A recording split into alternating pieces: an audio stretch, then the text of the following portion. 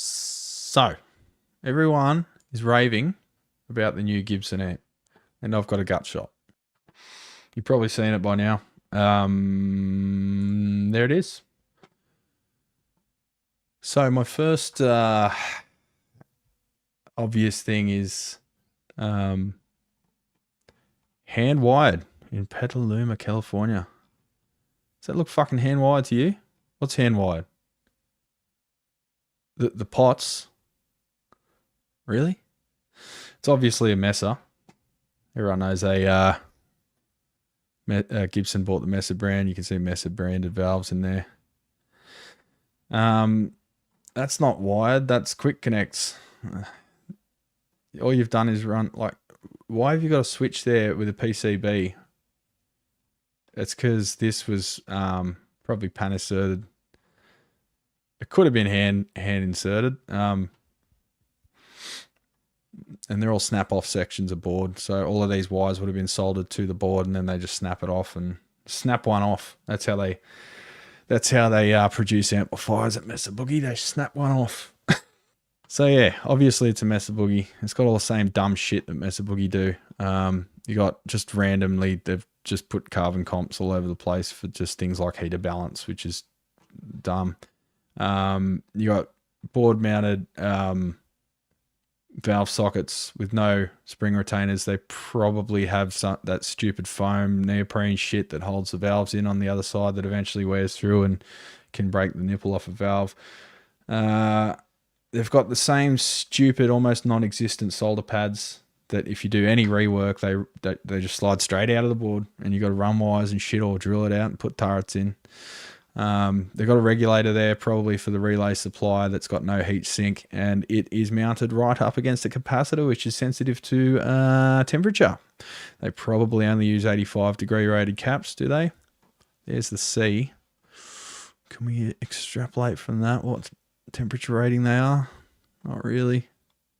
Is that an 05? There might be 105 rated, but you don't put regulators. Well, for starters, you use a heat sink, yeah. And you don't make it hug a fucking capacitor, do you? Just basic shit that they've never gotten right, ever, and they never will. You got ground planes, which is cool.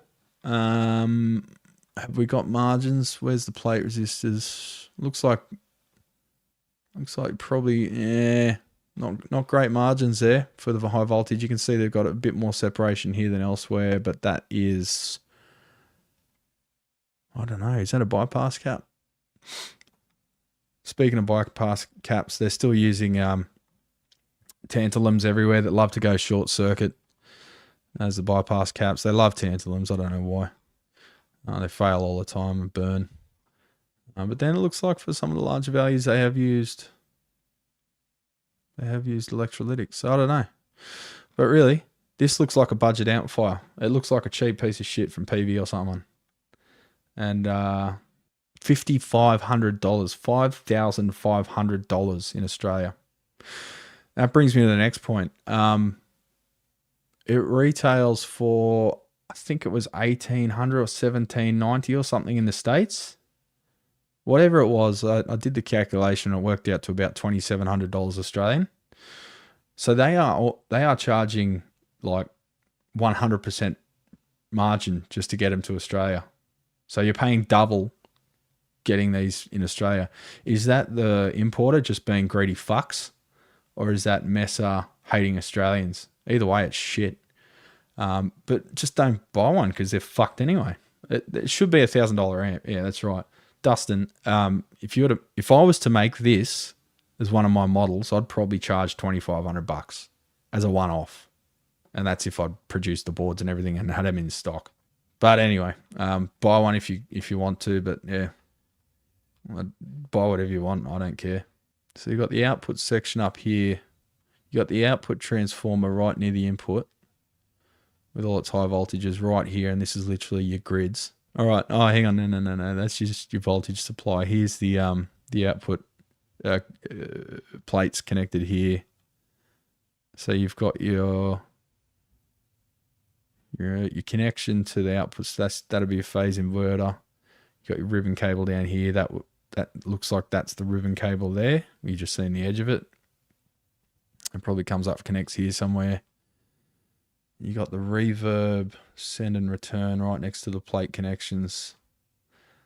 I reckon I can make this thing oscillate in its stock form pretty easily just with settings. At least they got a ground connection this time. A chassis earth connection. Without a ground lift switch that lifts the chassis safety ground like they had on the V-twin things. They got these fancy switches there that they got in the Santana model as well. Fancy. So, you know, buy one if you want, but I wouldn't buy one if you don't have massive amounts of disposable income. So up here, it looks like they've got two suppliers. Same old shit. You just got chuck your diodes up there, chuck your regulator here, chuck your caps there. Looks like they got some local filtering there, which is not a bad move. Tube guide. Oh, you can use 6V6 or 6L6. Okay, so how do you change the bias? I have to look up the manual, but as far as I can tell, you know what? They probably have it biased so cold like all the other messes that it doesn't matter if you put 6V6 or 6L6 in there because they're barely switched on. They're barely conducting because they're biased at like 5% or something. That's what fucking almost $6,000 gets you. I'd rather a dirt bike, to be honest. I could get a pretty good one for that. Just insane. Who is buying these things? And the you know what? The Santana version doesn't look that different. It looks about the same as this. Fuck all in it, and it's like $12,000 because the drugged up weirdo fucking signed the inside of it. Who gives a shit? He's still alive. Anyway, what do you do?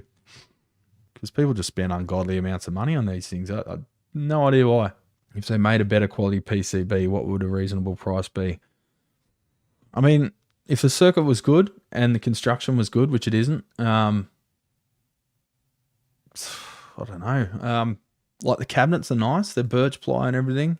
It's a good speaker.